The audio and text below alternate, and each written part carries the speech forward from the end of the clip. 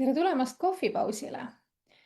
Täna on taas kord esmaspäev, nii et võta see väike hetk oma päevas ja räägime põnevatel teemadel.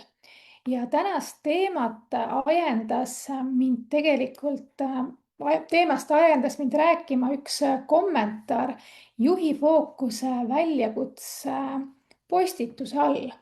Ja see kommentaar kõlab täiesti loogilisena, ehk siis päriselt nii ju ongi, kui me oleme väikeettevõtjad, ehk siis kui ma olen ühe inimese ettevõte, siis ma teengi kõik asjad seal ise ja mul ei ole mitte mingisugust aega, et midagi kaardistada. Ma arvan, et väga paljud meist samastuvad sellega, kes vähegi ettevõtlusega tegelevad. Ja see ongi justkui nagu loogiline, et keda ma siis veel võtan ja ma olengi ise ja ma ise lõin selle ettevõtte ja ma ise teengi neid kõiki asju. Aga kui sa nüüd mõtled natukene teisiti, et kui ma olengi oma ettevõttes üksi ja siis ongi nii, et kõik minutid on justkui loetud, ma olen iga minut hõivatud, sest ma olen ju juht, ma olen spetsialist, ma olen klienditugi, turundaja, isegi psühholoog võib-olla ja loomulikult assistent ja erinevaid projekte on vaja vedada, ma ei tea, toote väljamõtleja ja mis iganes. Ja sellepärast ongi kõik päevad ju tegelikult nii sisukalt täidetud, et kui hakata mõtlema, et midagi veel kaardistada, siis see oleks justkui veel üks nimekirjas olev töö, mida ma pean ära tegema. Ehk et kui sul ongi selline tunne, et mul ei olegi aega oma päeva sisse vaadata, siis mulle tundub, et seda võiks natuke teise nurga alt vaadata. Ja just nimelt selle alt, et see kaardistamine, see ei tähenda seda, et see kaardistamine ei oleks oluline, kui sa ütled, et sul ei ole nagu aega, vaid pigem, kui sa mõtled hoopis selle vaatenurga alt, et sul ei olegi aega sellepärast, et see tööpäev juhib sind, sinu tegevust rohkem, kui sina seda päeva juhid. Et kõlab selles mõttes ju huvitavalt. Ehk et sa lahendad neid asju, mis sul parasjagu võib-olla ootamatult lauale hüppavad. Sa pidevalt hüppad ühelt tegevuselt teisele, sest justkui kõik asjad tunduvad väga vajalikud ja vajab just eriti veel kiiret lahendamist. Ja siis sul on veel 110 asja, mida sa pead võib-olla peas endal meeles hoidma, sest sa parasjagu näiteks ei saa kuhugi kirja panna või isegi kui sa paned kirja, siis need on 110 erineva lipiku peal laiali ja sa kogu aeg nagu oled selles rakkes. Mina arvan, et keegi meist ei ole alustanud ettevõtlusega sellepärast, et ollagi kogu aeg rakkes, et ma olen seda ka varem rääkinud, et ikkagi inimesed tahavad ju ettevõtlusega alustada sellepärast, et luua seda lisasissetulekut, olla võib-olla perega rohkem aega, olla sihukest paindlikkust, et mitte sõltuda kellestki teisest. Aga ometigi me paneme ennast sõltuma iseenda ettevõttest. Ja veel, mida tasub nagu tähele panna, et kui meil ongi keerulised hetked ja meil on meeletult kiire, siis meil tekib tihti tahtmine võib-olla korraks haarata kaasa kedagi endale appi, et see tulekahju saaks kustutatud või mingi see konkreetne töölõik saab tehtud. Ja siis me läheme justkui tagasi jälle selle vanaviisi olemise juurde. Me teeme jälle kõiki asju ise kuni järgmise hetkeni, kui tuleb see oravratast tunne ja meeletult kiirus peale.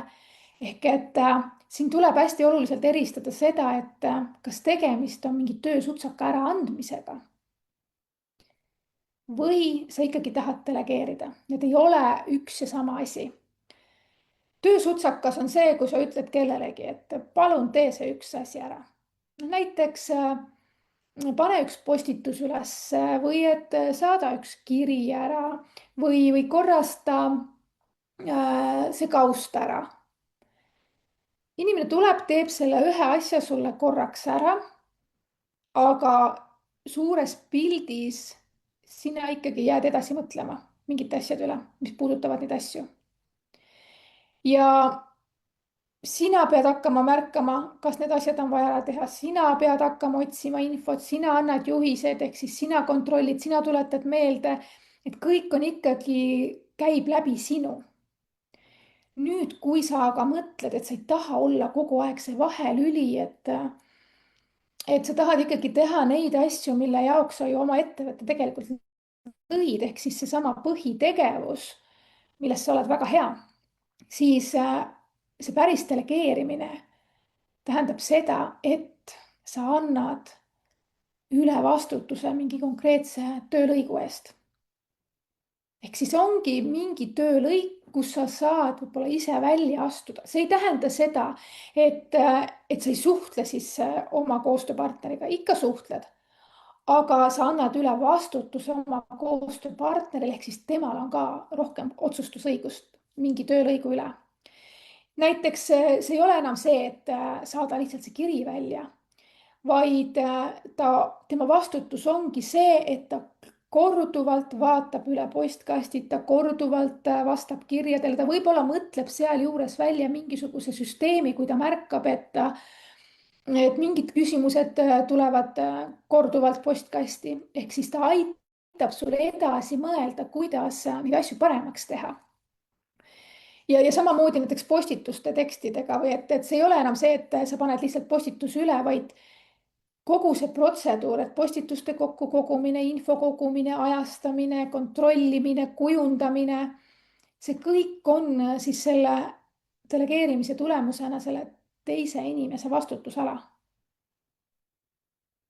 Et see ei ole siis enam niimoodi, et sina pead käima ja vaatama ja kontrollima, vaid sa annadki vastutuse üle.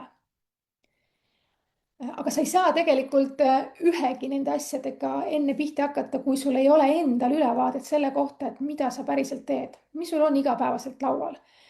Ja sageli arvataksegi just seda, et ma hakkan delegeerima siis, kui mul tekib rohkem aega. Tegelikult sulle tekibki aega rohkem siis, kui sa oledki aru saanud, milliseid töid sa enam ise tegema ei pea, ehk siis sa delegeeridki ära need tööd. Minul on klient, kes on iluteenindaja ja loomulikult tema põhitegevuseks on iluteenuse pakkumine, sest et tema juurde tuleb ju omakorda klient, kes väärtustab siis minu kliendi oskust, kogemust ja seda head kvaliteetset teenust. Ja kui siis see minu klient pärast pikka väsitavat tööpäeva salongis hakkab õhtuti tegema arveid, korrastab kodulehte, vastab, ma ei tea, kiiretele küsimustele, vaatab need broneeringud üle, võib-olla vaja mingit faile otsida, uuendada ja ta teeb neid kõike õhtul.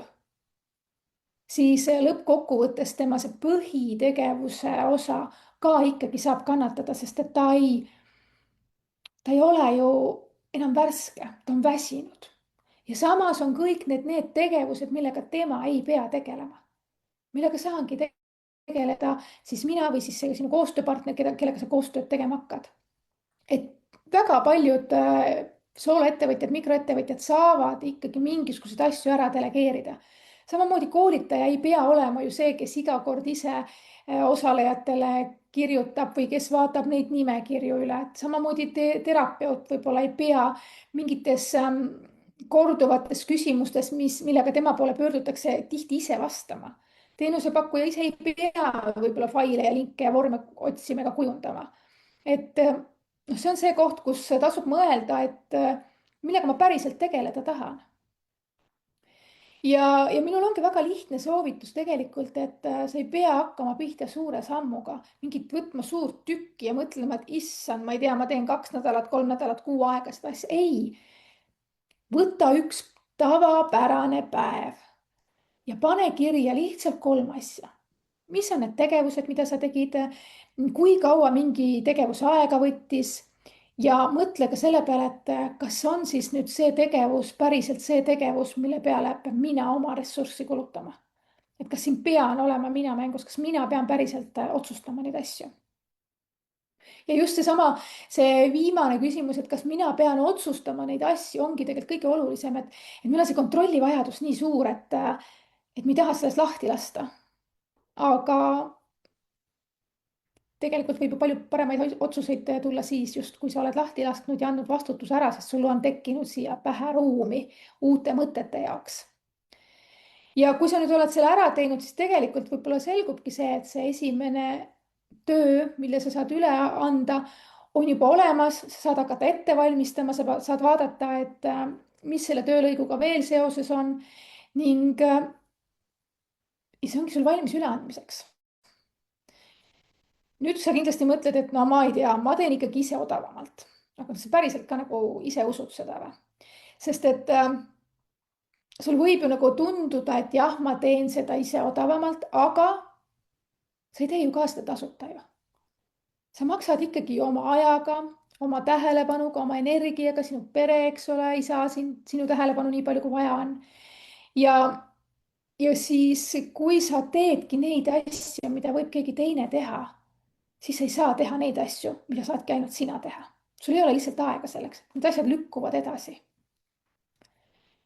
Et kui sinu tund kliendiga suheldes, teenuste arendamisest või müügiga seoses loob ettevõttele rohkem väärtust kui see tund, mida sa kulutad siis arvete, failide või postituste tegemisega, siis see ju tegelikult ei pruugi üldse olla soodsam. Mõtle korraks selle peale. Me kipume jah ise tegema mingeid asju ja ma saan täiesti aru, muidugi ongi rahaliselt keeruline, aga sul on võimalik ju tegelikult teenida rohkem, kui sa vabastad aega, et sa saaksid rohkem luua. Ehk et nagu ma ütlesin, ära anna kõiki asju korraga, võta üks väike asi, üks väike samm, vaata on ju, mis on see töö, mida sa tahaks ära anda, mis on see töö, mida pead sina tegema kindlasti. Mis on see töö, mis on ettevõtte jaoks vajalik, sest osad asjad on ju päriselt sellised taustaasjad, et need tuleb teha, aga nad ei ole nii ajakriitilised võib-olla ja nad ei too nii suurt väärtust.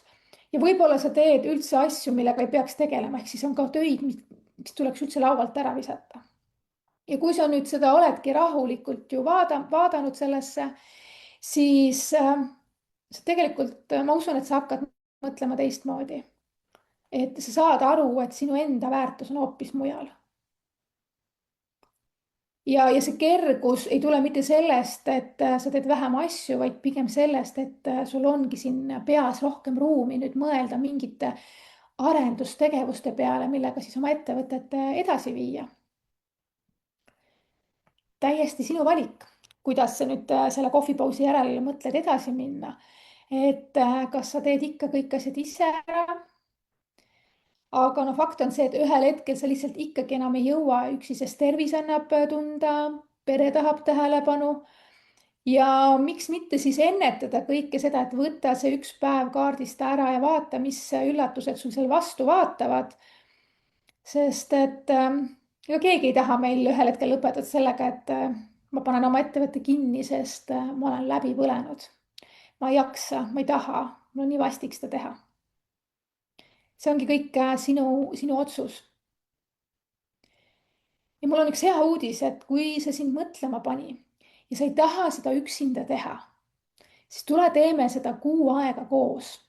Ehk et ma lõingi selle jaoks just juhi fookuse mentorluse, kus ma kuu aega olen teie kõrval, siis vaatame päriselt ettevõtte sisse, iga nädal me korra kohtume. Ja sa päriselt teed reaalselt need sammud ära, sest nende mentorluste võlu ongi selles, et sul ei ole võimalik edasi lükata. Sa teed need asjad ära. Ja kui sa oled selle kuu aja jooksul juba saanud aru, kuidas see süsteem toimib, ehk siis sa tegelikkuses lood endale süsteemi, isegi siis, kui sa arvad, et lõpuks saad aru, et ma veel ei võta assistenti, see on täiesti okei, ma ei võta endale abilist, aga sul on olemas süsteem, mille järgi sa saad edasi liikuda ja teha kõik järgmised asjad juba nii õigesti, et sul on palju lihtsam tulevikus abi kaasata. Isegi selle ühekordse töö sutsatka jaoks kulub sul oluliselt vähem energiat selle üleandmiseks kui see, mis sul täna on, sest sa oled loonud selle süsteemi. nii et nagu ma ütlesin, valik on sinu, kas sa teed üksinda seda või sa teed koos minuga, lihtsalt koos on kiiremini ja koos on motivatsioon kõrgem. aga ühel hetkel sa kindlasti satud selle koha peale, kus on vajalik ikkagi ära see otsus teha, et sa ei saa enam üksinda hakkama, sest valik on see, et kas sa paned uksed kinni või sa kaasad kedagi oma tegevusse ja lähed särasilmsemalt edasi. veel on mõned kohad vabad, nii et kui sa tunned, et tahad oma tööpäevas rohkem selgust saada ja päriselt ära teha need asjad, siis vaata maandumislehelt täpsemat infot, võta minuga ühendust, kirjuta mulle ja läheme siis teele. aitäh, et sa olid selle kohvipausi minuga. kohtume järgmisel kohvipausil. tšau.